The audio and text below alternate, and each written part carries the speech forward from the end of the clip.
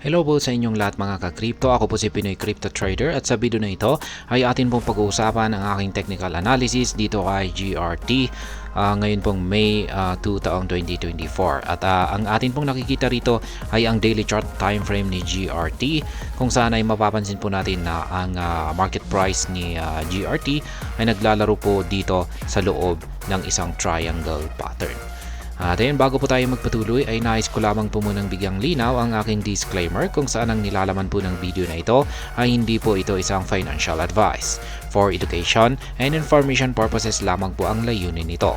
Maliban po dito ay nais ko na rin pong magbigay babala na wala pong kahit anumang group chat ang Pinoy Crypto Trader. At ayan, ang kalagayan po ni GRT, ayan, or the graph, ay wala na rin pong pagkakaiba ito sa ibang mga altcoins. Nakakaranas na rin po siya ng kanyang pagbagsak. Yun nga lang at mas matibay po kasi yung mga support line natin dito sa ibaba. Yan, kasi halos magkakatabi po. Meron po tayong trend support line dito. Yan, meron na rin tayong support line dito. Ayan, sa 0.2201 at saka isang major support line dito sa 0.1878. Kaya yan, halos magkakatabi yung mga support line natin, kaya matibay po yung kanyang kanyang ibaba dito. Kahit na meron po tayong bearish na signal dito, ang ating Hall Street indicator dito ay red na nagpapakita ng bearish momentum, at ganoon din po yung ating QQE mode indicator dito. Bearish na rin po yung ating signal. Mapapansin po natin na patuloy po na lumalaki yung mga sukat ng mga nabubuong QQE bars nito. Kaso nakikita po natin na nitong nakalipas lamang na araw ay mukhang nagkakaroon ng rejection yung mga nabubuong candlestick nitong si The Graph. Kaya ayan, mukhang tumalbog pa siya rito. Kaya nagpapakita po kung gaano katibay ang mga support line natin dito sa ibaba. Ngayon, ang aking analysis po rito ay dahil sa meron naman po talaga tayong pattern dito, isang triangle pattern, at malaki pa ito.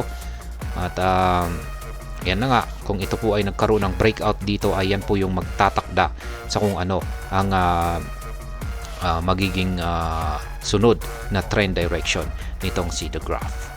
Yan, lagay po natin yung price level niya dito sa ibaba kasi posible pong bumagsak hanggang dito.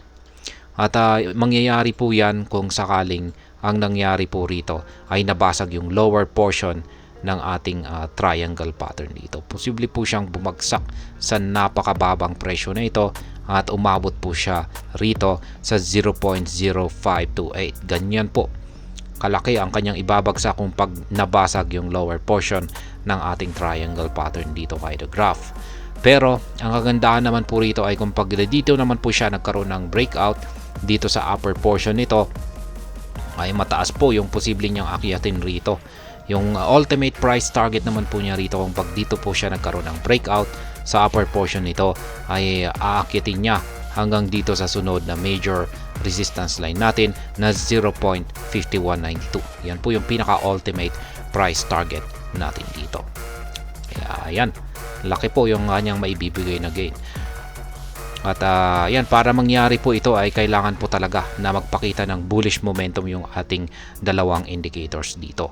Pero base po sa kasalukuyang kalagayan ni The Graph, ay mukhang mas nakakalamang po yung bearish pressure or selling pressure natin dito. Kaya yan po ang ating aabangan dito. Dito sa chart, daily chart time frame ng si The Graph. Yan ang patuloy po na paglalaro ng kanyang market price dito sa loob nito. Ay ang inaabangan po natin dito ay kung saan po siya magkakaranas ng breakout. At ayan, yan po ang aking technical analysis update sa araw na ito dito po kay The Graph. At hanggang dito na lamang po tayo sa video na ito mga ka-crypto. Sana po ay inyong nagustuhan ang aking paliwanag sa video na ito. Kung inyo po itong nagustuhan ay pakiclick lamang po ang like button nito.